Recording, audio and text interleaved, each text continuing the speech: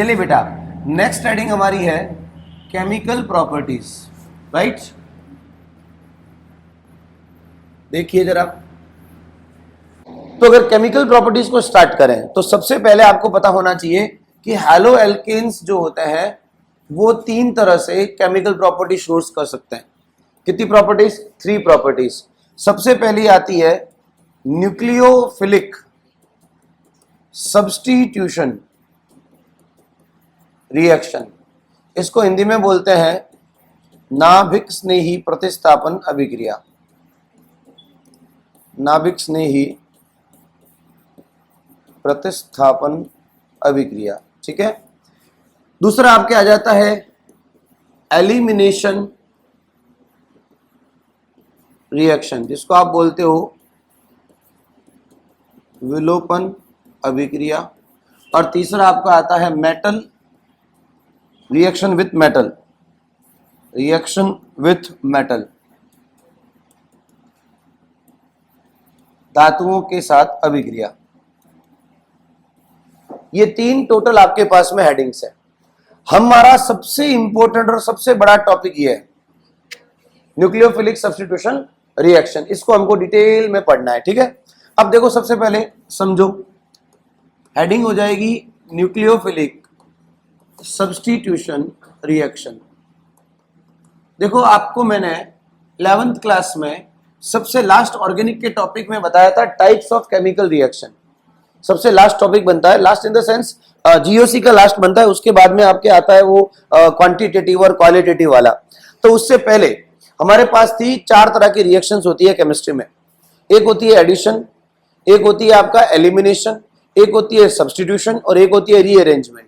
Total 4 type की reaction होती है, उसमें से मैं बात कर रहा हूं सब्स्टिट्यूशन रिएक्शन की। सब्स्टिट्यूशन अगेन 3 तरह की होती है, न्यूक्लियोफिलिक सब्स्टिट्यूशन, इलेक्ट्रोफिलिक सब्स्टिट्यूशन और फ्री रेडिकल सब्स्टिट्यूशन।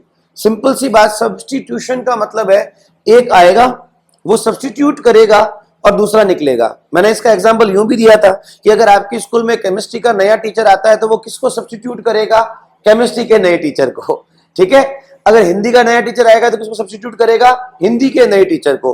रीजन, जो जैसा नेचर वाला है वो अपने ही जैसे नेचर वाले को सब्स्टिट्यूट करेगा। तो अगर मैं बोल रहा हूं न्यूक्लियोफिलिक सब्स्टिट्यूशन, तो बेसिकली सिंपल सी बात यह है कि अगर कोई न्यूक्लियोफाइल आता है फॉर एल्काइल हैलाइड्स तो ये किसको सब्स्टिट्यूट करेगा? तो बताओ, R और X में से न्यूक्लियोफाइल की तरह बिहेव कौन कर सकता है? X। कैसे बेटा? न्यूक्लियोफाइल कौन हो सकते हैं? या तो नेगेटिव चार्ज हो सकते हैं या न्यूट्रल हो सकते हैं, और न्यूट्रल में भी कौन होंगे? जिनके पास लोन पेयर होंगे। तो अभी हमारे पास, हमको पता है हेलोजन पे क्या होता है? नेगेटिव, और R पे क्या आ जाएगा? पॉजिटिव। तो बेसिकली न्यूक्लियोफाइल किसको सब्स्टिट्यूट करेगा? X को, हेलोजन को, और ये बाहर चला जाएगा। तो बहुत सिंपल लैंग्वेज में अगर बात करूं तो न्यूक्लियोफिलिक सब्स्टिट्यूशन रिएक्शन में आपको क्या करना है? एक न्यूक्लियोफाइल एंटर करेगा, एल्काइल हैलाइड्स के हेलोजन को रिप्लेस करेगा और X हैलाइड की फॉर्म में क्या निकल जाएगा? बाहर निकल जाएगा। एकदम सिंपल लैंग्वेज में बात करूं तो ये होगा। अब क्या सर न्यूक्लियोफाइल अकेला एग्जिस्ट करता है क्या? नहीं। मैं अगर आपको पूछूं क्या OH माइनस जैसी कोई स्पीसीज सिंगल फॉर्म में ऐसे प्रेजेंट होती है क्या? नहीं होती। तो इसको कोई देने वाला होगा, कोई ऐसी स्पीसीज होगी जो OH माइनस लेकर आएगी, उससे हम बोलते हैं रिएजेंट। याद करो, रिएजेंट और रिएक्टेंट में यही तो फर्क है। रिएक्टेंट जो मेन कार्बन चेन प्रोवाइड करवाता है वो होता है रिएक्टेंट, जो अटैकिंग स्पीसीज प्रोवाइड करवाता है वो कौन होता है? रिएजेंट होता है। कौन होता है? रिएजेंट होता है। तो रिएजेंट आएगा जिसके पास ऐसे कोई न्यूक्लियोफाइल्स होंगे। कौन कौन हो सकते हैं न्यूक्लियोफाइल्स? हजारों तरह के न्यूक्लियोफाइल्स आपके यहाँ पे देखने को मिल सकते हैं। OR माइनस हो गया, है ना आपका। इसके अलावा आप देख लो NH2 हो गया, है ना। बहुत सारे अलग अलग टाइप के आपको न्यूक्लियोफाइल्स देखने को मिलेंगे। ये सारे न्यूक्लियोफाइल्स कोई ना कोई लेकर आएगा। अब आपकी बुक में इसी हेडिंग के जस्ट आगे एक छोटी सी टेबल बनी हुई है बनी हुई। वो टेबल क्या बताती है? वो टेबल आपको बताती है कि जो सब्स्टिट्यूशन हो रहा है ये कौन दे सकता है आपको। टेबल है, आपको उस टेबल को अच्छे से दिमाग में बिठा देना है। उससे उस टेबल को थोड़ा और शॉर्ट कर सकते हो आप, ऐसा कोई बहुत बड़ी बात नहीं है। आप उस टेबल को शॉर्ट करना चाहो तो करो, नहीं तो एटलीस्ट आप लोगों को इस टेबल का एक आइडिया होना चाहिए, इस टेबल का मतलब क्या है। सारी टेबल रटने की जरूरत आपको नहीं है। देखो टेबल में क्या क्या है, मैं उस पूरी टेबल को नहीं बना रहा हूं, सिर्फ आपको समझाने के लिए बात कर रहा हूं। देखो बेटा, सबसे पहले आपकी इस टेबल में क्या दे रखी है, रिएजेंट दे रखा है। रिएजेंट का मतलब कौन एक्चुअली आने वाला है, ठीक है। तो अगर मान लीजिए सबसे पहले आपके दे रखा है NaOH, KOH, मैं सारे नहीं लिखूंगा, बस सिर्फ आपको समझा रहा हूं, ये आने वाला है। तो एक्चुअली ये हमको क्या प्रोवाइड करेगा, न्यूक्लियोफाइल। अब हर एक के सामने कौन सा न्यूक्लियोफाइल प्रोवाइड करेगा, OH माइनस। तो जब ये किसी एल्काइल हैलाइड के साथ अटैच होगा तो ये बनाएगा RNU। अब सोचो अगर मेरा NuOH है तो मेरा प्रोडक्ट क्या होगा, ROH। तो अगर आपको एल्काइल हैलाइड से, ये इन सबके साथ में कौन आने वाला है, एल्काइल हैलाइड आने वाला है। जो भी मैं लिखूंगा वो सब किसके साथ रिएक्ट होने वाले हैं, एल्काइल हैलाइड के साथ। तो अगर मुझे एल्काइल हैलाइड से अल्कोहल प्रिपेयर करना है तो मैं किससे रिएक्ट करवा सकता हूं, NaOH या KOH या ऐसे किसी भी सब्सटेंस से जो उसे क्या दे रहा हो, OH माइनस दे रहा हो। ये याद रखना इसलिए जरूरी हो जाता है बिकॉज आपको रिएक्शन में OH माइनस लिखा हुआ मिलेगा जरूरी, तुम्हें तो क्या लिखा हुआ मिलेगा, NaOH। तो NaOH क्या दे रहा है, OH माइनस। ये सारा कुछ आपके दिमाग में आपको रखना पड़ेगा। NaOH के अलावा आपका जो वाटर है, वाटर भी आपको क्या प्रोवाइड करता है, OH माइनस। इससे भी क्या बनते हैं, अल्कोहल। KCN आपको क्या प्रोवाइड करेगा, साइनाइड आयन। तो इससे आपके पास में क्या आएंगे, अल्काइल साइनाइड्स। AgCN आपको प्रोवाइड करेगा NC माइनस, आइसोसाइनाइड आयन। याद आ रहा है, ये सारे आयन्स के नेम पता होने चाहिए। तो ये आपको देगा RNC। अब अगर इधर देखो, एक नेक्स्ट क्वेश्चन यहां पे बनता है, एम्बीडेंटेट न्यूक्लियोफाइल। Ambidentate nucleophile. अब आपको कि सर हमने वहां पे कोऑर्डिनेशन में एम्बीडेंटेट लिगेंड पढ़ा था, तो ये एम्बीडेंटेट न्यूक्लियोफाइल क्या है, ये ठीक वही सेम चीज है, बस बताने का तरीका बदल जाएगा, आपके एक्सप्लेन करने का या उसको लिखने का तरीका बदल जाएगा, और उसके अलावा कुछ भी नहीं है। Is it clear?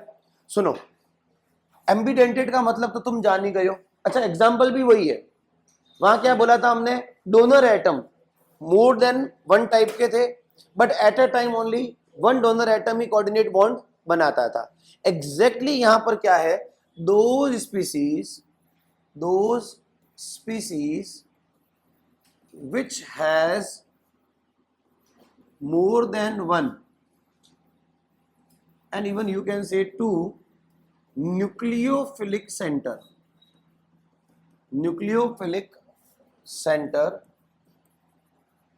but only one of them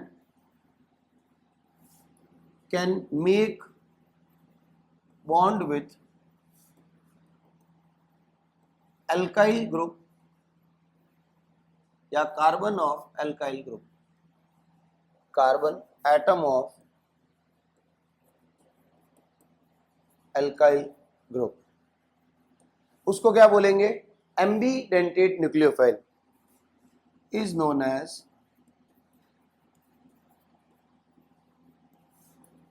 ambidentate nucleophile. अब सुनो, जैसे आपने वहां पे डोनर एटम वाली बात बोली थी, यहां पर हम बात करेंगे किसकी, जो न्यूक्लियोफिलिक सेंटर की बात करेंगे। न्यूक्लियोफिलिक सेंटर मतलब नाभिक स्नेही केंद्र। क्या समझना इसको, देखो इधर, यहाँ पे ये एल्काइल हैलाइड है। अब एल्काइल हैलाइड जब ब्रेक होगा, खुद को करेगा, तो यहाँ पे माइनस आएगा और यहाँ पे क्या आएगा, प्लस आएगा, ठीक है। अब क्या होगा, यहां पे अगर सपोज, बात को ध्यान से समझना, NO2 आता है, तो NO2 दो तरीके से यहां पर न्यूक्लियोफाइल का काम कर सकता है। पहले केस में N as a nucleophilic centre आगे आ जाए, सेम वही example, ditto copy. Donor atom N होता था, यहां पर मैंने उसको नाम क्या दे दिया, न्यूक्लियोफिलिक सेंटर बोल दिया। तो अगर N न्यूक्लियोफिलिक सेंटर है तो N और R के बीच में बॉन्ड बनेगा, तो जिससे प्रोडक्ट क्या आएगा, RNO2। और अगर यही इस तरह से आ जाए, यहां न्यूक्लियोफिलिक सेंटर कौन हुआ, नाइट्रोजन। यहां न्यूक्लियोफिलिक सेंटर कौन होगा, ऑक्सीजन। ऑक्सीजन होगा। जब ऑक्सीजन न्यूक्लियोफिलिक सेंटर है तो अब आपका प्रोडक्ट जो बनेगा वो क्या बनेगा, RONO। इसको बोलते हैं बेटा नाइट्रो एल्केन्स, फर्स्ट वाले को। इसको बोलते हैं एल्काइल नाइट्राइट। एल्काइल नाइट्राइट बोलते हैं। दोनों से बनने वाले प्रोडक्ट्स भी थोड़े से क्या हो जाएंगे, डिफरेंट हो जाएंगे। तो फर्स्ट एग्जांपल कौन हो गया आपका, NO2 या ONO, जो भी बोल सकते हो आप। सेकंड एग्जांपल हो जाता है बेटा CN एंड NC माइनस। अगर आपका R के साथ C बॉन्ड बनाता है तो इसको हम बोलेंगे एल्काइल साइनाइड, एल्काइल साइनाइड। और अगर R के साथ N बॉन्ड बनाता है ये कहलाएगा एल्काइल आइसोसाइनाइड, एल्काइल आइसोसाइनाइड। दो एग्जाम्पल ये हो गए। थर्ड एग्जाम्पल आप सिंपली ऐसे ही लिख सकते हो, SCN minus and NCS minus. ये भी इसी का ही एग्जाम्पल है। ये क्वेश्चन भी आया हुआ है आपके एमसीक्यूज में, which of the following is an ambidentate, act as an ambidentate ligand. तो आपको याद होना चाहिए कि इसमें से एम्बिडेंटेड लिगेंड का काम कौन करेगा, है बेटा, अरे एम्बिडेंटेड न्यूक्लियोफाइल। सेम एग्जाम्पल है, सब कुछ सेम है, बस यहां न्यूक्लियोफाइल बोलते हैं, वहां हम लिगेंड्स कहते हैं। चलिए, तो एम्बिडेंटेड न्यूक्लियोफाइल्स आपके क्लियर हो गया दिमाग में। अब देखो चलो, अब इसने थोड़ा सा इसको और एक अलग तरीके से रिप्रेजेंट करने की कोशिश की है, वो भी देख लो। बस बुक में दे रखा है इसलिए उसको देख लो, बाकी कोई जरूरत नहीं है उसको समझने की। जैसे न्यूक्लियोफाइल है, न्यूक्लियोफाइल आर बोले तो एल्काइल ग्रुप, ये हेलोजन एटम है ना, ये पार्शियल नेगेटिव और ये क्या है, पार्शियल पॉजिटिव, अटैक करेगा। और फाइनली न्यूक्लियोफाइल के साथ में आपका C जुड़ जाएगा और H क्या निकल जाएगा बाहर। ये इसने इन जनरल आपको दिखाने की कोशिश की है, बट ठीक है, मैं इसके आगे की बात कर रहा हूं, है ना। चलिए, अब देखो एक क्वेश्चन आ रहा है तुम्हारा, इस क्वेश्चन को पहले ध्यान से देखो। एग्जाम्पल नंबर 6.5 देखो, ये जो मैंने अभी आपको बताया था वही है। एग्जाम्पल 6.5 देखो क्या कह रहा है ये question, halo alkanes reacts with KCN to form alkyl cyanides as main product. Question ये है, halo alkanes reacts with KCN to form alkyl cyanide as major product. तो इसके साथ में अब KX निकलता है, आप लिखो ना लिखो it's your choice. But AgCN alkyl halides जब यही रिएक्शन AgCN के साथ शो करेगा तो ये बनाएगा RNC। And the question is why it's so, ऐसा क्यों होता है ना। तो पहले समझो बात को। देखो, इसके आंसर की शुरुआत कैसे करनी है, स्टार्टिंग कैसे करनी है। आपको सबसे पहले तो आंसर में ये प्रूव करके बताना पड़ेगा कि जो आपका KCN है उसमें ऐसा क्या है और AgCN में ऐसा उल्टा क्या हो जाता है कि इनके प्रोडक्ट्स चेंज हो जाते हैं। तो सबसे पहले आपको इसको ही लिखना पड़ेगा कि KCN एक आयोनिक कंपाउंड है। इसका आंसर देखो बुक में वैसे लिखा हुआ है, बट आप समझ लो KCN क्या होता है, आयोनिक कंपाउंड होता है। एक्वस सोल्यूशन में जैसे ही जाएगा KCN तो वो ब्रेक होगा K plus and CN minus में। रिमेंबर, जैसे ही आयोनिक कंपाउंड है एक्वस सोल्यूशन में एल्काइल हैलाइड के साथ जब ये जाएगा तो ये किस में ब्रेक होगा, K plus and CN minus में। यहां carbon act as nucleophilic centre, carbon act as nucleophilic centre. क्योंकि C पर माइनस है तो बताओ एल्काइल हैलाइड के R पर क्या है, प्लस। तो R के साथ सीधा बॉन्ड कौन बनाने वाला है, C। तो हमारे पास प्रोडक्ट आ गया एल्काइल साइनाइड। क्या आ गया, alkyl cyanide. But remember, AgCN एक कोवेलेंट कंपाउंड है। यहां पर सारा खेल शुरू हो जाता है। AgCN कैसा है? कोवेलेंट कंपाउंड है। ये एक्वस सॉल्यूशन में Ag प्लस या Cn माइनस में ब्रेक नहीं होता। तो सर क्या होता है? इधर देखो, AgC ट्रिपल बॉन्ड N, ये कोवेलेंट बॉन्ड है। क्या है यहां पे? Covalent bond. तो यहां पे कार्बन पर माइनस, अगर ये इस तरह टूटता तो C पे क्या आता? यहां ऐसा। तो यहां क्या होता है? नाइट्रोजन के ऊपर कौन है? तो यहां पर न्यूक्लियोफिलिक सेंटर कौन हो गया? नाइट्रोजन हो गया। देखो आपको फाइनली क्या दिखता है, आप उससे सब कुछ जज नहीं कर सकते। तो अब होता क्या है, हल्का हेलाइड पे माइनस और R पे प्लस होने की वजह से R अब पहले अटैक किस पे करेगा? नाइट्रोजन पे करेगा। R प्लस की फॉर्म में जाएगा, तो मैं इसको उल्टा लिख रहा हूं, N triple bond C Ag। देखना ध्यान से, पहले इसको देख लो, ये लोन पेयर है। तो जैसे ही R प्लस इसके पास गया, R के पास इलेक्ट्रॉन कम है, तो जैसे ही अपने इलेक्ट्रॉन कम लेकर इसके पास गया, तो ये पहले तो एक इलेक्ट्रॉन इसको देगा। तो जैसे ही इसको इलेक्ट्रॉन मिला, कहां से लिया? ये वाला लिया। एक इसके पास नाइट्रोजन का खुद का तो है ही, तो नाइट्रोजन ने एक इलेक्ट्रॉन किसको दिया? R को दिया। तो R को दिया तो R के साथ बॉन्ड बने, तो नाइट्रोजन पे इलेक्ट्रॉन की क्या आ गई? डेफिशिएंसी। अब उस डेफिशिएंसी को वो कैसे पूरा करेगा? कार्बन से। और कार्बन उसको कैसे पूरा करेगा?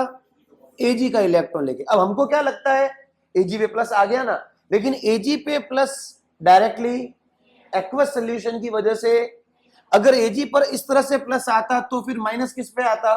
C पे। तो हमारे पास में C के साथ में R का बॉन्ड बनता। तो टेक्निकली N और C के बीच में जो ये बॉन्ड बनाया, इस केस में Ag पर प्लस, बकायदा मैं यहां पर देखो क्या लिख रहा हूं, AgX लिख रहा हूं, बट यहां पर जो Ag का प्लस है वो डायरेक्टली सोल्यूशन के अंदर प्रेजेंट Ag प्लस से नहीं आया है, वो इस रिएक्शन के थ्रू आया। हालांकि ये हमको लिखना नहीं है, बट हमको समझना तो पड़ेगा कि Ag प्लस बना, पर Ag प्लस सोल्यूशन में प्रेजेंट नहीं था, वो आफ्टर द रिएक्शन बना है। इसलिए यहां पर आपका न्यूक्लियोफिलिक सेंटर कौन है? नाइट्रोजन। और ऐसे में आपका प्रोडक्ट जो बनता है बेटा, उसको हम बोलते हैं एल्काइल आइसोसाइनाइड। बोलो क्लियर हुआ? चलो देखो, अभी आपके पास में जो मैंने हेडिंग लगाई थी, न्यूक्लियोफिलिक सब्स्टिट्यूशन रिएक्शन, ठीक है बेटा, ये तो समझ में आ गया कि साहब एक एल्काइल हैलाइड आएगा, एल्काइल हैलाइड के साथ न्यूक्लियोफाइल अटैक करेगा, R पर अटैक करेगा, X बाहर निकल जाएगा। इन जनरल फॉर्मूला इस तरह से लिखा जाएगा। ये है एक जनरल न्यूक्लियोफिलिक रिएक्शन। अब यहां पर थोड़ा सा खेला चेंज हो जाता है। क्या चेंज हो जाता है? एल्काइल हैलाइड्स भी तो कई तरह के होते हैं भाई, आप न्यूक्लियोफाइल तो कुछ भी ला रहे हो, वो आपकी चॉइस है, बट जो आपका मेन रिएक्टेंट है वो भी तो कई तरीके का होता है। कई तरीके का मतलब 3 डिग्री भी होता है, 2 डिग्री भी होता है, और उसके अलावा मिथाइल हैलाइड भी होता है। अगर मैं बेसिकली बात करूं तो 4 तरह के एल्काइल हैलाइड हो गए हमारे पास। अब ऐसे में अलग अलग एल्काइल हैलाइड सब्स्टिट्यूशन दिखाते तो हैं, बट उनके दिखाने का तरीका थोड़ा डिफरेंट होता है।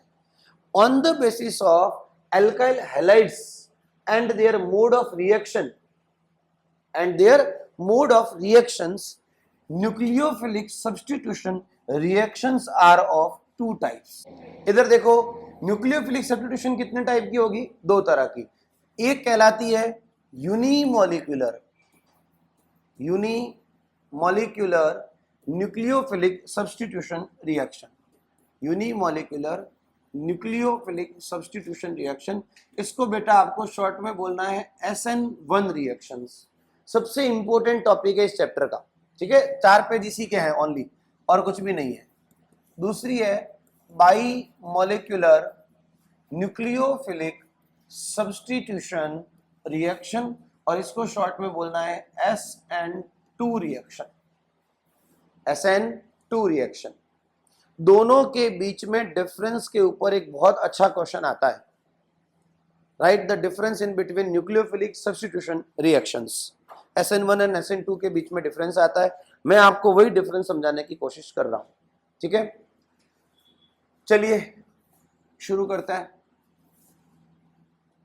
सबसे पहली बात, न्यूक्लियोफिलिक सब्स्टिट्यूशन रिएक्शन में यूनिमोलिकुलर और बाइमोलिकुलर का क्या मतलब है। देखो, यूनिमोलिकुलर का मतलब यह है कि देखो दोनों की रिएक्शन में आना तो एल्काइल हैलाइड और न्यूक्लियोफाइल को ही है, बट यहां पर ओवरऑल रिएक्शन एक ही रिएक्टेंट पर डिपेंड करती है और वो है एल्काइल हैलाइड। सारा खेल एल्काइल हैलाइड का है। पूरी रिएक्शन की मैकेनिज्म को डिसाइड कौन करेगा, एल्काइल हैलाइड। तब तो मैं उसे बोल दूंगा यूनिमोलिकुलर। और यहां आके आपकी रिएक्शन की पूरी मैकेनिज्म दो चीजों पर डिपेंड करती है, alkyl halide as well as nucleophile. यहां न्यूक्लियोफाइल का रोल कुछ नहीं है बट उसकी रिएक्शन की रेट को डिसाइड करने में, रिएक्शन की स्पीड को डिसाइड करने में न्यूक्लियोफाइल का कोई रोल नहीं है। तभी इसका नाम क्या पड़ा, unimolecular nucleophilic substitution.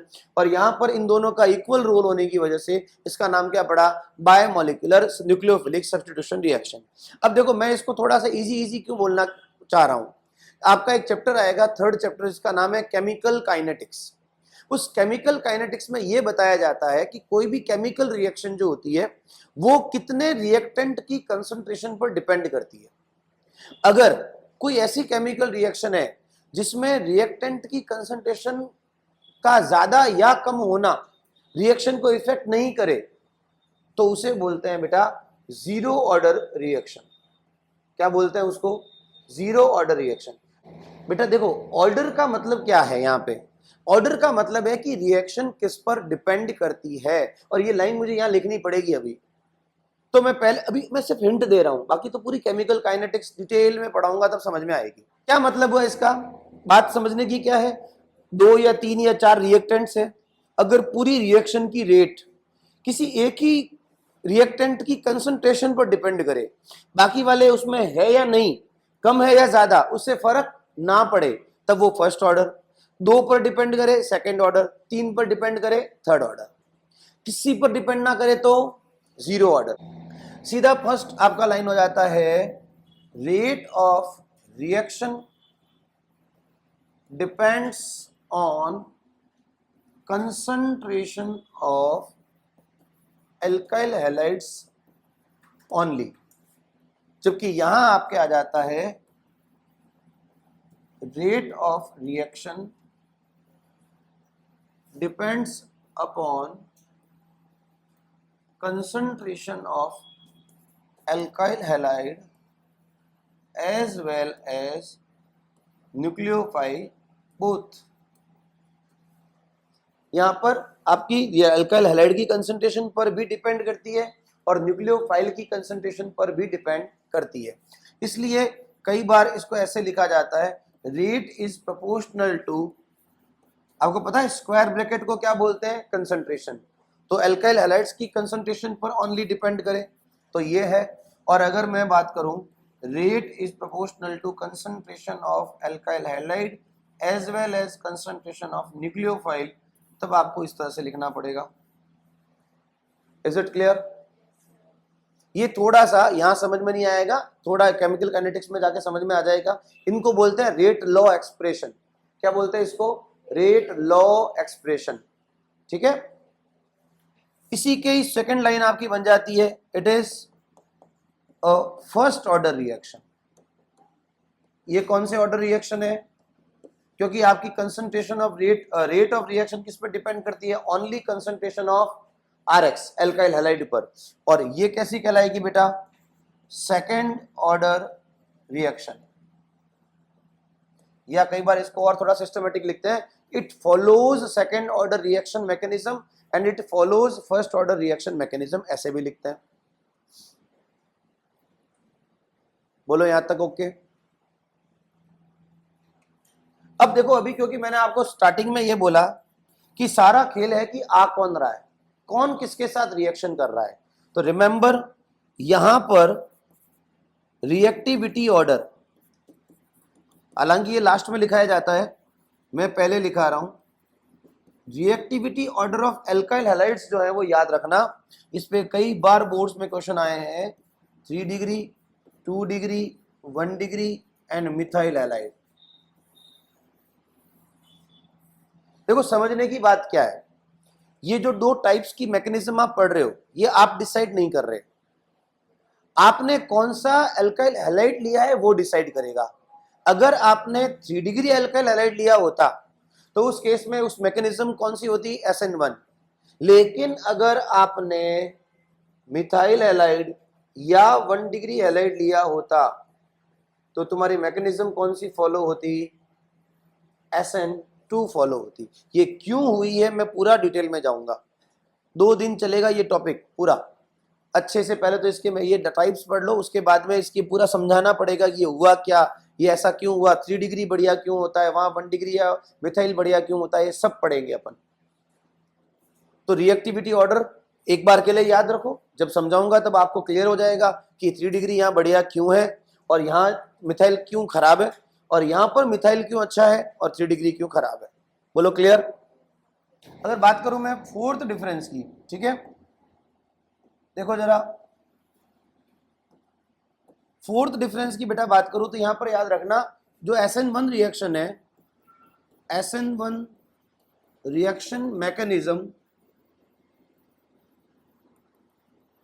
Takes place in 2 steps, takes place in 2 steps. ये 2 स्टेप में होती है और ये सिंगल स्टेप में रिएक्शन होती है।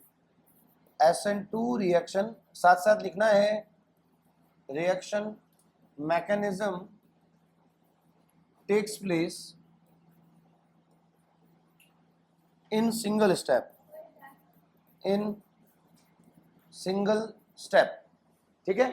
इनमें जो फर्स्ट स्टेप है, या इवन आप इसी के अंदर ऐड कर दो, फर्स्ट स्टेप जो होगा,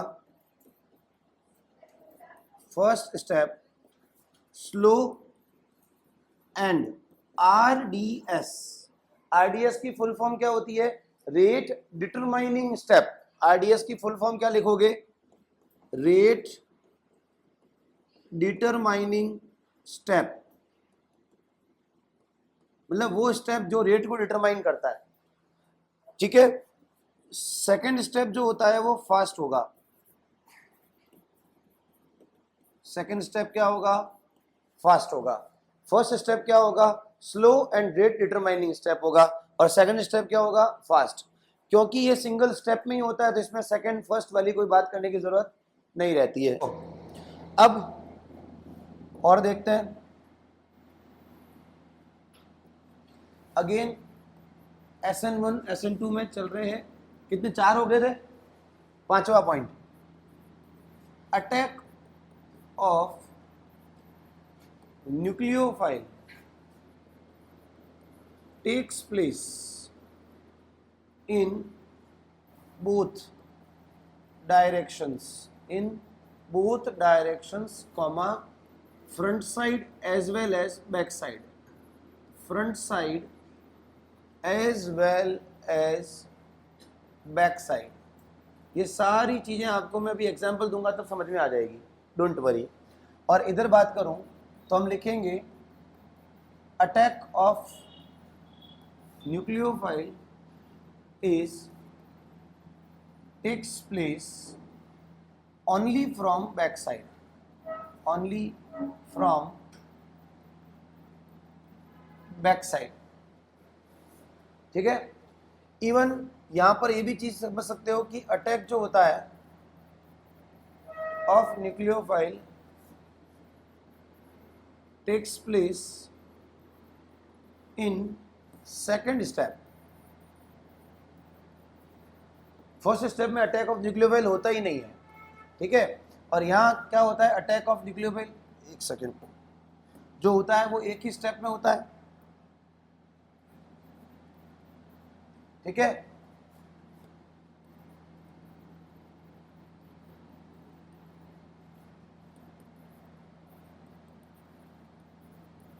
एक ही स्टेप में होता है, उसी स्टेप में जिस स्टेप में सब कुछ हो रहा है, ठीक है। 6th पॉइंट क्या पढ़ेंगे हम लोग यहाँ पे, अटैक ऑफ न्यूक्लियोफाइल करवा दिया, carbocation is formed as intermediate. Carbocation is formed as intermediate. यहां लिखेंगे no intermediate is formed, no intermediate is formed, only an unstable transition state is formed. Unstable transition state बनती है, जबकि यहां पर क्या बनता है, कार्बोकैटायन. और कार्बोकैटायन कैसा होता है, कार्बोकैटायन जो होगा वो स्टेबल होगा, sp3 हाइब्रिडाइज्ड होगा. कार्बोकैटायन स्टेबल होगा और sp3 हाइब्रिडाइज्ड होगा. ये सब चीजें अपन पढ़ेंगे, समझेंगे कैसे बना, क्यों बना, किस लिए बना, ये सब देखेंगे हम लोग. ठीक है. फाइनली 7th पॉइंट आपका क्या हो जाता है कि if alkyl halide is optically active, then retention in configuration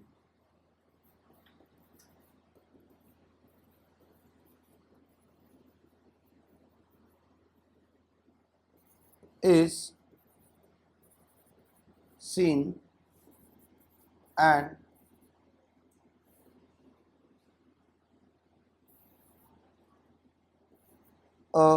racemic mixture. या एक काम करो, आप रिटेंशन इन कॉन्फ़िगरेशन को छोड़ दो, then racemic mixtures are formed.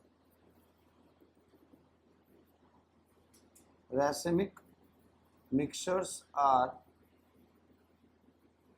formed. इन सबका मतलब अभी समझ में आ जाएगा. एंड यह लिखेंगे if alkyl halide is optically active, then inversion in configuration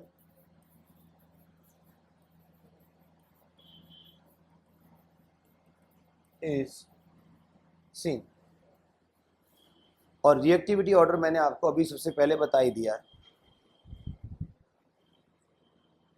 देखो बेटा, अभी एक बार आपने जो 7 कैरेक्टर देखे, अब इनको मैं समझाता हूं और इनको ढंग से समझना.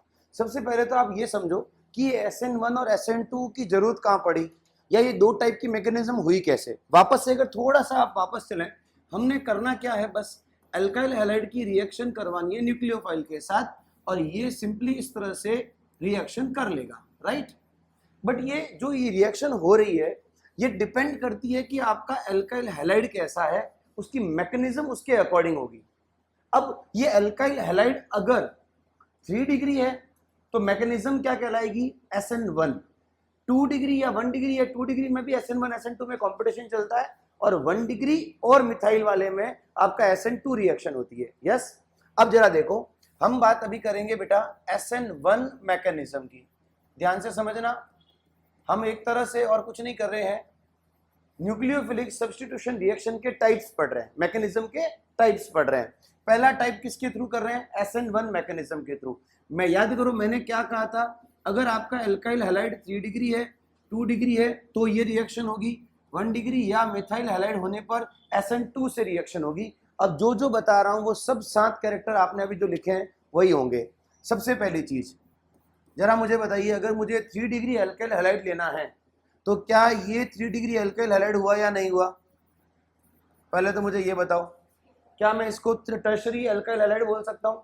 अच्छा, वैसे इसका नाम क्या है, tertiary butyl halide, common name tertiary butyl halide, या इसी का ही दूसरा नाम IUPAC नाम क्या बोलेंगे, 2 मिथाइल 2 क्लोरोप्रोपेन. 2 मिथाइल, या पहले क्लोरो आएगा अल्फाबेट के according, 2 chloro 2 methyl propane. Is it clear? अब हाँ बेटा, ये है ना 1 2 3, तो 2 पे क्लोरो 2 पे मिथाइल।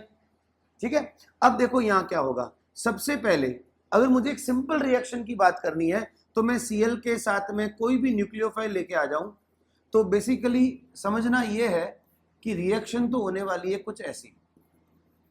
लेकिन अब समझना इसमें क्या था कि आपको ये जो प्रोडक्ट मिल रहा है ये मिला तो मिला कैसे। अब इसकी बात करेंगे हम मैकेनिज्म की। क्या बात करेंगे? मैकेनिज्म की। पहली लाइन मैंने बोली थी SN1 mechanism always takes place in 2 steps. कितने पे डिपेंड करती है? 2 स्टेप्स पे। जो फर्स्ट स्टेप होगा, याद रखना मैंने आपको एक बात और बताई थी, जो न्यूक्लियोफाइल का अटैक होता है वो सेकंड स्टेप में होता है, फर्स्ट स्टेप में। तो पता है यहां पे क्या होगा? ये जो टर्शरी एल्काइल हैलाइड्स है ये सबसे पहले Cl को बाहर निकालेगी। किस फॉर्म में? Cl माइनस की फॉर्म में।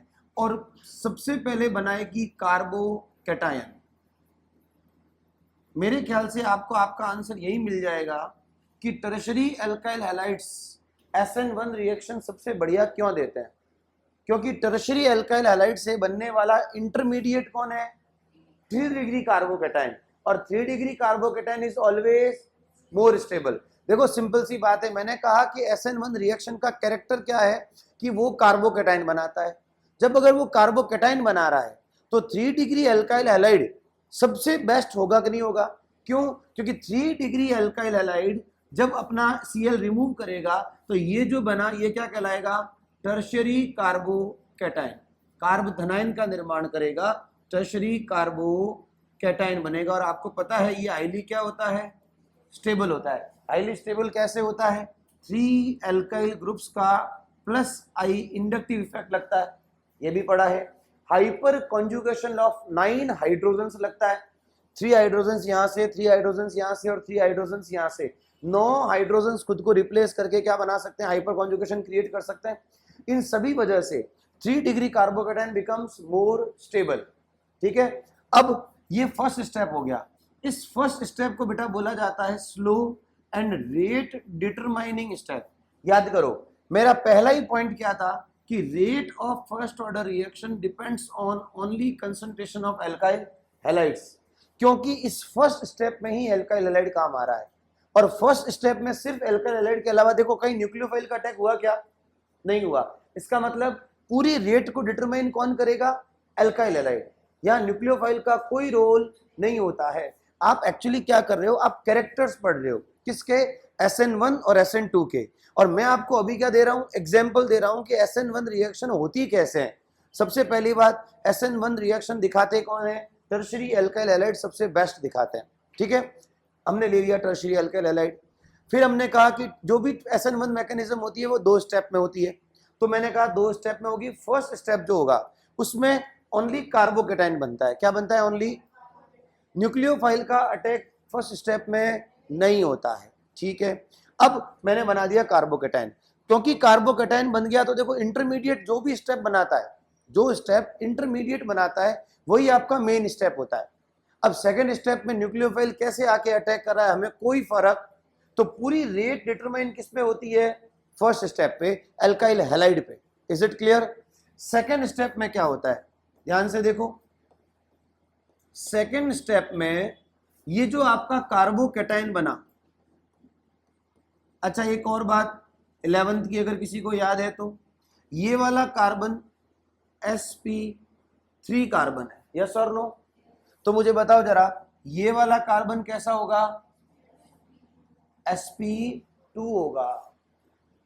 क्लियरली बता रखा है कार्बोकैटायन का कार्बन, कार्ब धनायन वाला कार्बन जो होगा वो sp2 होगा। ज्योमेट्री इसकी होती है ट्राइगोनल प्लेनर। जरा देखो मैंने वैसा ही कुछ नहीं बनाया है, ये ट्राइगोनल प्लेनर नहीं है। अरे भाई ऐसे बनाऊं या ऐसे बनाऊं क्या फर्क है? ये ट्राइगोनल प्लेनर है। इनका बॉन्ड एंगल क्या हो जाता है बेटा? 120 डिग्री। क्या हो जाता है? 120 डिग्री इनका बॉन्ड एंगल होता है। तो यहां पे sp3 से टेट्राहेड्रल ज्योमेट्री से क्या बन गया? sp2 ट्राइगोनल प्लेनर ज्योमेट्री में आ गया। सेकेंड स्टेप में अब देखो मैंने एक और लाइन बोली थी, मैंने बोला था कि न्यूक्लियोफाइल का अटैक सेकंड स्टेप में होगा, यस और नो। अब जरा बताओ, ये एक प्लेनर स्ट्रक्चर, देखो मुझे बहुत सारे पेन दो, मैं आपको बहुत सारी चीजें मॉडल से बता देता हूं। कैप नहीं है इसकी, दे दो, पेंसिल भी दे दे, चलो ओके। देखो जरा ध्यान से, एक्चुअली क्या हो रहा है, ये है आपका अल्काइल हैलाइड, ठीक है। आप एक काम करो, इस ये व्हाइट वाले को क्या मानो Cl, और कुछ ऐसा दिख रहा है आपको, जरा ध्यान से देखो, ये 3 CH3, ये कौन है Cl। अब हुआ क्या, सबसे पहले Cl ने इस बॉन्डेड इलेक्ट्रॉन पेयर को अपनी तरफ अट्रैक्ट किया, जैसे ही अट्रैक्ट किया तो ये रिमूव।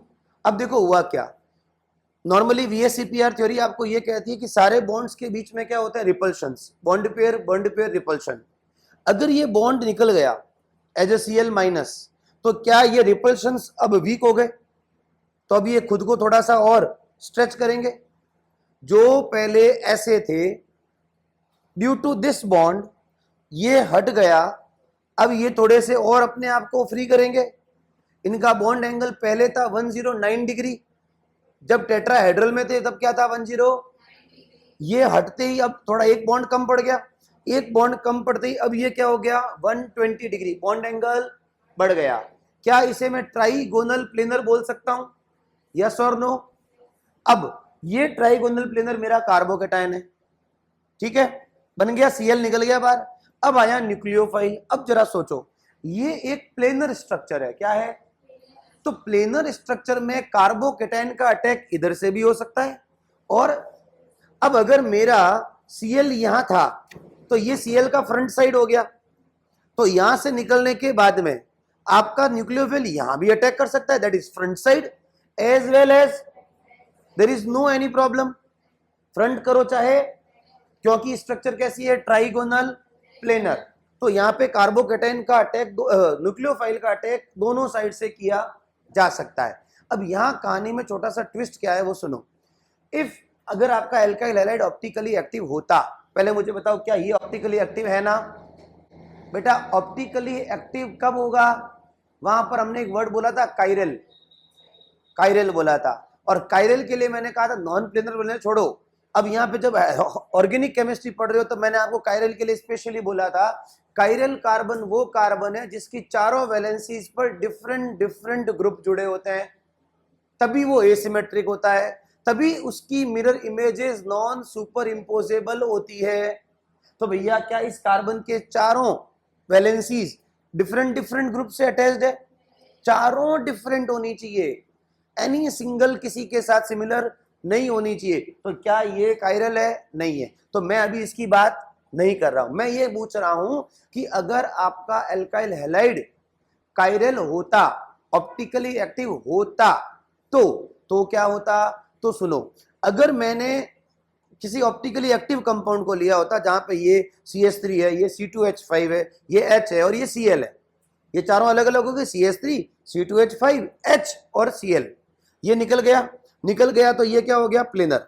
अब सुनो, अब ये अगर फ्रंट साइड अटैक करेगा ना कोई न्यूक्लियोफाइल, तो ये प्रोडक्ट डेक्स्ट्रो या लीवो में से कोई एक होगा, और अगर बैक साइड करेगा ना तो ऐसी स्ट्रक्चर बनेगी, आया ना।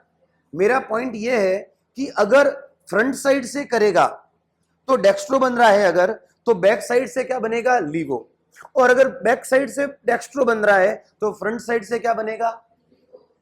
मेरा पॉइंट ये है कि आपके पास एक ऐसे दो कंपाउंड का मिक्सचर आ जाएगा जिसमें डेक्स्ट्रो भी है, और क्योंकि अटैक ऑफ न्यूक्लियोफाइल इस केस में 50-50% दोनों तरफ हो सकता है भाई। जब मेरी स्ट्रक्चर प्लेनर है, ये क्या है, प्लेनर स्ट्रक्चर है, तो यहां से भी न्यूक्लियोफाइल का अटैक हो सकता है और यहां से भी, तो मैं क्या इसको 50-50 मान लो। और अगर अटैक ऑफ न्यूक्लियोफाइल 50-50 है तो 50% डेक्स्ट्रो 50%, तो बताओ ऐसे केस में जो तुम्हारे पास में मिक्सचर आएगा उसमें 50% डेक्स्ट्रो और 50% लीवो है, ऐसे मिक्सचर्स को बोलते हैं रैसेमिक मिक्सचर। क्या बोलते हैं, racemic mixtures are those mixtures which have 50:50 of opposite optical isomers। 50% dextro है तो 50% क्या होगा, लीवो। ये सिर्फ कहां देखने को मिलता है, SN वन में। वापस SN1 कौन बढ़िया दिखाता है? 3 डिग्री अल्काइल हैलाइड्स।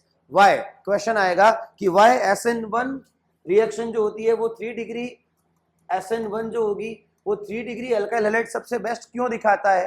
तो आपको इसका आंसर ये देना है, we know that in SN1 reaction mechanism carbocation is formed as an intermediate. In case of 3 degree alkyl halides, the carbocation formed is also 3 degree, which is highly stable, and that is why 3 degree alkyl halides is highly preferred for SN1 reaction mechanism. अगर कोई पूछे कि अगर मैं इसकी जगह पे methyl halide ले लूं तो क्या हो जाएगा? होगा तो कुछ नहीं, लेकिन जो कार्बोकैटायन बनेगा वो बनेगा मिथाइल कार्बोकैटायन। क्या बनेगा? जो कि हाईली अनस्टेबल है। तो बताओ, अगर कार्बोकैटायन इंटरमीडिएट बन रहा है और वो अगर अनस्टेबल इंटरमीडिएट है तो क्या ऐसा काम होगा? क्या नहीं होगा।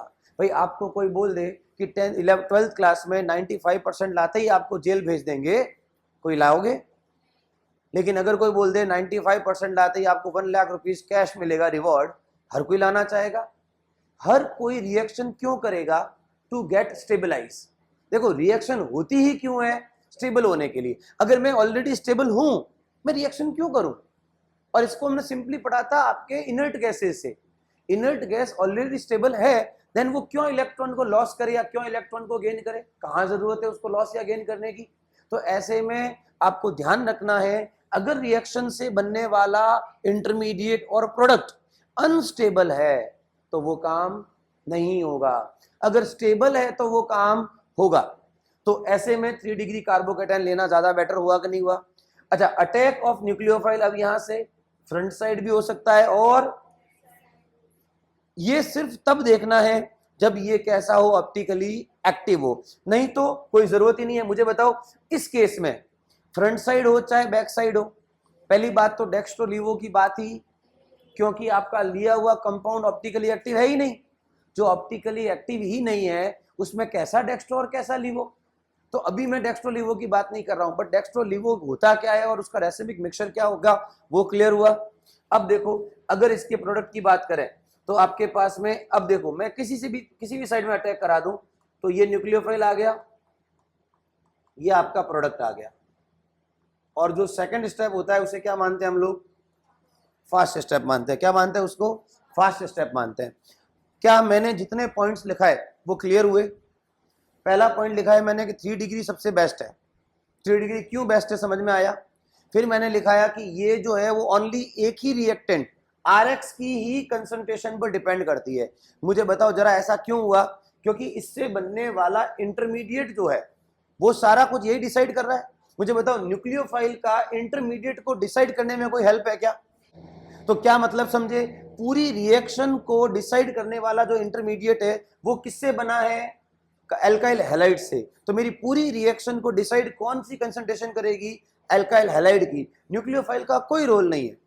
रोल मतलब लास्ट में जाके उसको तो बस जुड़ना है, बाकी उससे आगे उसको कैसे कौन बनेगा, इंटरमीडिएट स्टेबल होगा अनस्टेबल होगा, ये न्यूक्लियोफाइल को डिसाइड करने की कोई जरूरत। मेरी बात समझ में आई या नहीं आई? पहली बात। दूसरी बात फिर 2 स्टेप में होती है, ये भी बता दिया। कार्बोकैटायन बनता है, फर्स्ट स्टेप स्लो होता है और रेट डिटरमाइनिंग स्टेप होता है, बिकॉज यही स्टेप है जो रेट को डिटरमाइन कर रहा है।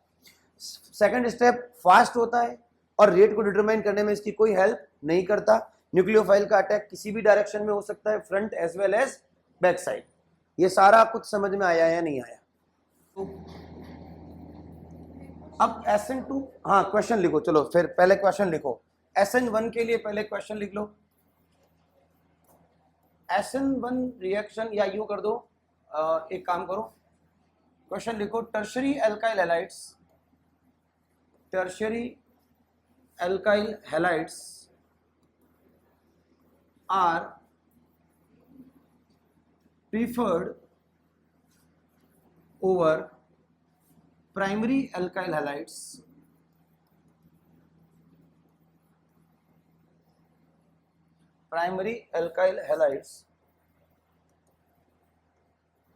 for SN1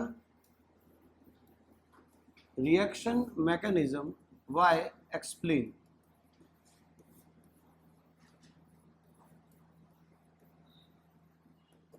Y explain. Tertiary alkyl halides जो होते हैं वो ज्यादा प्रिफर्ड होते हैं over primary alkyl halides towards SN1 reaction mechanism, why explain. Answer मैंने डिटेल में बता चुका हूं, अगर आपको लिखना हो तो मुझे बता देना, मैं लिखा भी दूंगा, उसमें कोई बहुत बड़ी बात नहीं है। मेन बात क्या आनी चाहिए, क्वेश्चन का आंसर इस तरह से स्टार्ट होना चाहिए, since we know for SN1 reaction tertiary carbocation is formed as an intermediate. Since we know for SN1 reaction mechanism carbocation is formed as an intermediate. When tertiary alkyl halides are used, the carbocation is formed as tertiary and which is highly stable, but in case of primary alkyl halides the carbocation formed is primary and that is why which is highly unstable, and due to this the SN1 reaction is more the tertiary alkyl halide is more preferred for SN1 reaction than primary alkyl halides. Main बात क्या आनी चाहिए, carbocation और उसकी stability आनी चाहिए, ठीक है। अब आ जाओ SN2 पे। अब हम बात करेंगे बेटा SN2 रिएक्शन मैकेनिज्म पे, है ना। SN2 रिएक्शन मैकेनिज्म में आपने क्या पढ़ा, ये एक तो सिंगल स्टेप में होती है, किस में होती है, सिंगल स्टेप में होती है। नो इंटरमीडिएट्स आर फॉर्म्ड, कोई इंटरमीडिएट नहीं बनता है, ठीक है। क्या बनता है उसकी जगह, अस्टेबल एन अनस्टेबल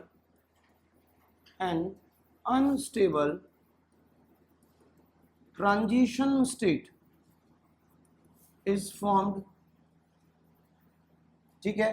और क्या पढ़ा था, attack of nucleophile takes place from back side,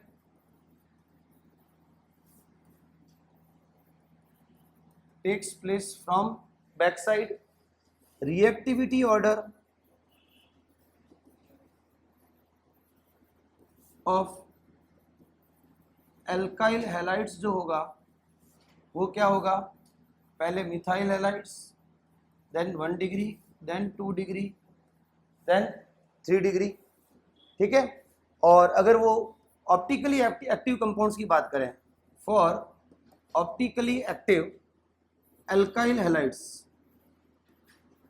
for optically active alkyl halides, comma, inversion in configuration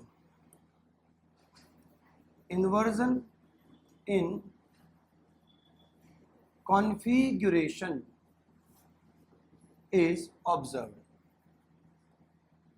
पता है इस इन्वर्जन इन कॉन्फ़िगरेशन को क्या बोलते हैं, इस इन्वर्जन इन कॉन्फ़िगरेशन को बोलते हैं वॉल्डन इन्वर्जन, वॉल्डन इन्वर्जन। बोलो बात समझ में आई। अब देखो सारा खेल क्या था, तो मैंने कहा था टर्शियरी अल्काइल हैलाइड्स SN1 के लिए बढ़िया है, जबकि प्राइमरी या मिथाइल अल्काइल हैलाइड इसके लिए बढ़िया। अभी मैं ये भी बताऊंगा टर्शियरी बढ़िया क्यों नहीं है इसके लिए, और प्राइमरी बढ़िया क्यों है वो भी क्लियर होगा। जरा देखो, सबसे पहले हम ले लेते हैं मिथाइल हैलाइड। क्या ले लेते हैं, मिथाइल हैलाइड। क्या मैं मिथाइल के लिए H लिख सकता हूं, यही होगा। क्या है ये, methyl halide. Is it clear. अब देखो मैंने पहले ही कह दिया था न्यूक्लियोफाइल का अटैक फर्स्ट स्टेप में होता है, समझ में आई बात। अब फर्स्ट स्टेप में होगा तो किस डायरेक्शन में होगा ये समझना जरूरी है। तो सुनो, क्या ये मेरा एल्काइल हैलाइड का हेलोजन एटम है, तो इसके ऊपर लोन पेयर होते हैं कि नहीं होते हैं। अच्छा, लोन पेयर भी है और ये बॉन्डेड इलेक्ट्रॉन पेयर को अपनी तरफ अट्रैक्ट भी करता है, तो इस वजह से इस पे पार्शियल और इस पे क्या रहता है, पार्शियल। अब जस्ट सोचो, ये न्यूक्लियोफाइल नेगेटिवली चार्ज है, तो क्या ये इस डायरेक्शन से अटैक कर सकता है, जिस डायरेक्शन में नेगेटिव चार्ज है, लोन पेयर्स है, क्या ये lone pairs, free electron pairs, या यूं कह दो पार्शियल नेगेटिव चार्ज, क्या इस आने वाले नेगेटिवली चार्ज न्यूक्लियोफाइल को रिपेल नहीं करेगा। आप सोचो, इधर से नेगेटिव चार्ज आ रहा है और इधर ही अपने एटम पे पार्शियल नेगेटिव चार्ज लेके हेलोजन खुद बैठा है, तो क्या उसी डायरेक्शन से अटैक कर पाएगा, कभी भी नहीं होगा। तो पता है अटैक किस तरह से होगा, अटैक होगा बैक साइड से, क्योंकि बैक साइड में ऐसा कोई नेगेटिवली चार्ज स्पीसीज। अब बात को ध्यान से सुनना, अगर यहां मिथाइल नहीं होता और ये होता टर्शरी, कौन होता? अब कहानी में आ जाता है ट्विस्ट। किसको अटैक करना है? न्यूक्लियोफाइल को। अब सोचो, वापस 2-4 पेन फटाफट, एक और बहुत है, सोच के देखना। ये आपका एल्काइल हैलाइड दिख रहा है, यहां से अटैक कर नहीं सकता। क्यों नहीं कर सकता? ये खुद नेगेटिवली चार्ज है, अटैक करेगा तो इसका नेगेटिव चार्ज आने वाले न्यूक्लियोफाइल को रिपेल करेगा, यहां से अटैक कर नहीं सकता। अब अटैक करेगा यहां से। अब प्रॉब्लम क्या है? अगर ये हाइड्रोजन्स है, स्मॉल एटम्स, हाइड्रोजन मतलब स्मॉल एटम्स है, तब तो इस आने वाले को किसी तरह की कोई प्रॉब्लम। लेकिन अगर यहां पर भी CH3 है, एक H, वापस H, इधर भी H, क्या इस आने वाले न्यूक्लियोफाइल को एक क्लीन पाथ मिल रहा है या मैशी पाथ मिल रहा है? तो क्या न्यूक्लियोफाइल इजीली इस कार्बन को अप्रोच कर पाएगा? अप्रोच तो इस कार्बन को करना है। इस कार्बन को कैसे अप्रोच करेगा? अगर यहां पर भी CH3 के 3 H, यहां भी CH3 के, यहां भी CH3 के, तो यहां पर अप्रोच, जब यहां अप्रोच नहीं होगी तो क्या अटैक हो पाएगा? तो मुझे एक बात बताओ, SN2 reaction 3 degree alkyl halides क्यों नहीं दिखाते? बिकॉज SN2 में भी 3 डिग्री एल्काइल हैलाइड में भी हैलोजन तो यही है, तो यहां से तो अटैक ना तो 3 डिग्री में होगा ना 1 डिग्री में होगा, तो अटैक तो सिर्फ पीछे से ही पॉसिबल है। अब उसमें भी अगर 3 CH3 अटक गए तो क्या न्यूक्लियोफाइल को अटैक करने देंगे? इसको बोलते हैं स्टीयरिक हिंड्रेंस। क्या बोलते हैं? Stearic hindrance. स्टीयरिक मतलब 3 डायमेंशनली, हिंड्रेंस मतलब रुकावट, हिंडर कर रहा है, इसको आने नहीं दे रहा है इसको। कौन? ये 3 एल्काइल ग्रुप्स।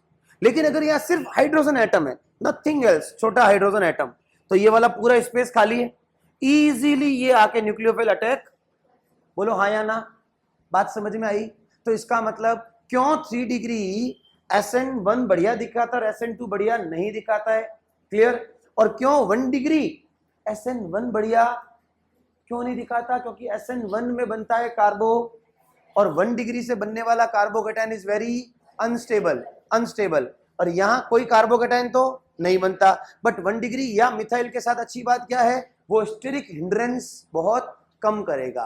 कौन? 1 डिग्री या मिथाइल। जरा देखो, ये हाइड्रोजन्स कम हो रहे हैं। अब सोचो, अब सिर्फ हाइड्रोजन्स ही है तो क्या आने वाला न्यूक्लियोफाइल इजीली अटैक कर लेगा ना?